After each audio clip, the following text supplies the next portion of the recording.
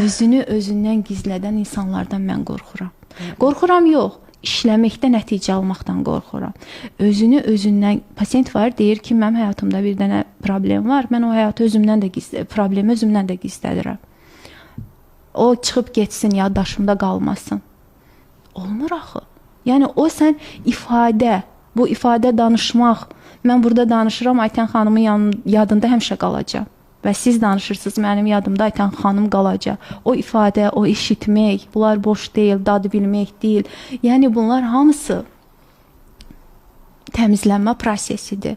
Yəni hər bir pasiyentə başqa bir terapiya növü veririk. Sadhu. Bir dənə də pasiyentdən danışım, gəlib 4 diplomu var, təsəvvür eləyin ki. Maşallah. Deyir ki, siz necə də belə özünü ifadə eləməyi necə yaxşı bilirsiniz. Bəs mən niyə bilmirəm? Bəs mən niyə 4 diplomum özünü ifadə eləmək deyərdim ki,